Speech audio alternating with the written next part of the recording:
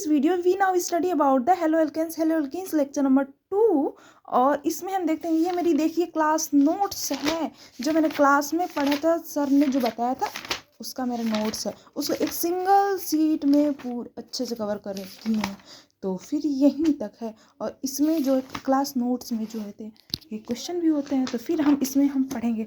तो हम इसमें देख लेते हैं क्या क्या इसमें। फर्स्ट ऑफ ऑल दो ही चीज़ पढ़ेंगे, S1 और SN2।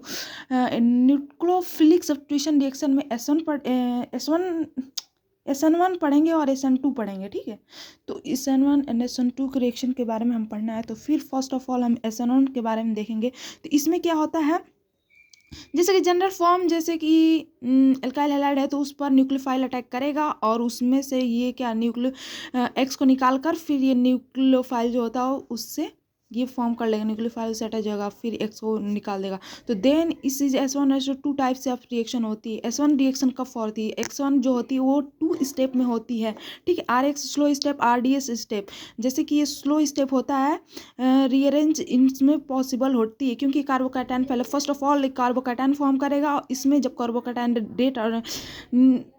कार्बोकैटायन फॉर्म करेगा स्लो स्टेप में तो इसका रीअरेंजमेंट पॉसिबल है। और फिर उसके बाद से देन जब कार्बोकैटायन स्टेबिलिटी फॉर्म कर लेगा फिर उसके बाद से न्यूक्लियोफाइल अटैक करेगा और फिर दोनों फॉर्म कर लेंगे प्रोडक्ट। तो RNU इन OP पॉइंट में हम देख लेते हैं कि कार्बोकैटायन फॉर्मेशन RDS होगा। जैसे कार्बोकैटायन है तो जैसे कि RDS स्टेप जो होता है कार्बोकैटायन फॉर्म करे तो रेट ऑफ रिएक्शन जो होता है inversely produce stability of carbocation की स्टेबिलिटी डिपेंड करता है स्टेप में। इसमें 1 स्टेप 2 स्टेप होता है। बॉन्ड एनर्जी जितनी कम होगी उसकी लिविंग एबिलिटी उतनी ज़्यादा होगी। रेट ऑफ रिएक्शन RI का RBR से RI का, क्योंकि लिविंग एबिलिटी नहीं, बॉन्ड एनर्जी बहुत कम होती है R और I में, क्योंकि इसमें साइज वेरियर करता है, मतलब वेरी करता है इसमें। तो RI फिर RBR RCl RF।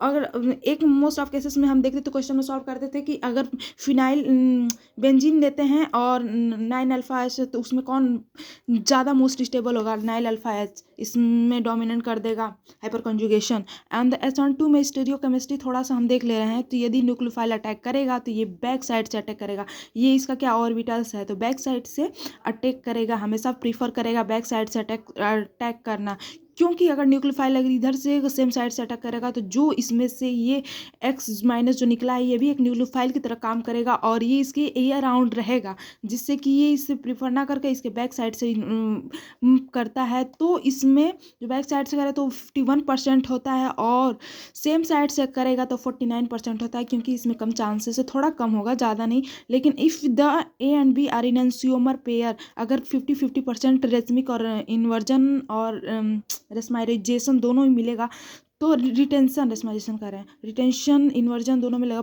और इसमें हम देखते हैं सॉल्वेंट के रूप में जो होता है पोलर प्रोटिक सॉल्वेंट लेते हैं, ऐसा जो पोलर OH से जुड़ा होता है जो सॉल्वेंट, उसमें पोलर प्रोटिक एल्कोहल जैसे आते हैं, पानी वातावरण, और सॉल्वेंट ही एज ए न्यूक्लियोफाइल की तरह काम करेगा। जैसे कि हम देख लेते हैं ये भाई अलग है, तो जैसे कि सॉल्वेंट के न्यूक्लियोफाइल के ये न्यूक्लियोफाइल के रूप में काम करेगा और ये डेल्टा इस पर ये कोवलेंट बॉन्ड इस पर डेल्टा प्लस और डेल्टा माइनस क्रिएट कर ऑक्सीजन जो होता है इसको अपने तरफ अट्रैक्ट, हाइड्रोजन जो होता है X को अपने तरफ आएगी। ये सब न्यूक्लियोफाइल पोलर, जैसे कि पोलर सॉल्वेंट में जो H2 है यही एक न्यूक्लियोफाइल की तरह काम करेगा, इसको बॉन्ड को ब्रेक करवाएगा और देन ये न्यूक्लियोफाइल की तरह काम कर इसमें क्या करता है, ऐसे फॉर्म कर लेता है। फिर हाईली अनस्टेबिलिटी के कारण ये चीज़ को देकर फिर ROH फॉर्म कर लेता है, ठीक।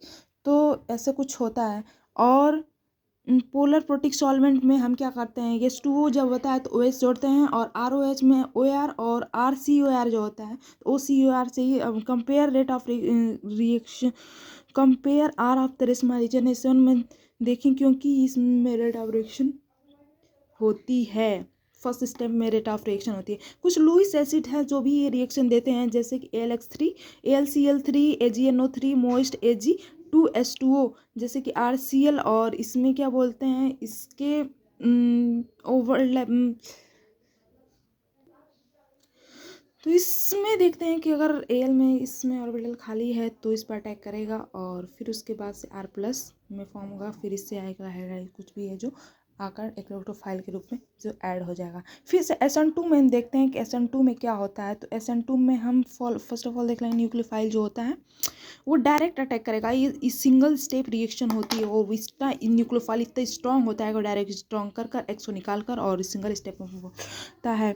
फॉर स्टीरियोकेमिस्ट्री जो होता है ये एक ही स्टेप में होती है, न्यूक्लियोफाइल इसको अटैक कर रहा है और इलेक्ट्रोफाइल इधर से निकला है, ये ट्रांजिशन स्टेट मतलब देख सकते हैं कि में। और ये 100% वाल्डन इन्वर्जन, ये बैक साइड से अटैक करके निकाल देगा, ये 100% इन्वर्जन है, इसमें कोई रेसमिक मिचर और रिटेंशन इन्वर्जन नहीं बनेगा, ठीक। और दिन इसमें इसके पोलर प्रोटिक सॉल्वेंट नहीं, नॉन पोलर प्रोटिक सॉल्वेंट के बारे में हम थोड़ा सा देख ले रहे हैं कि इसमें जो होता है डायरेक्ट अटैक कर निकालता है। तो इसमें कि एक्वस के ओ एच माइनस न्यूक्लियोफाइल के C N minus C N A plus C N K plus NO3 minus NO plus NO2, तो इसमें ये आयनिक फॉर्म में टूट जाएगा और आयनिक फॉर्म में ब्रेक होने के कारण ये अपना NO2 है तो ये न्यूक्लियोफाइल, CN है तो न्यूक्लियोफाइल की तरफ काम करेगा, OH है और NO2 है तो KNO2 में जो होता है न्यूक्लियोफाइल ONO से जो अटैच होता O से जुड़ेगा और Na प्लस में इसमें S से जुड़ेगा।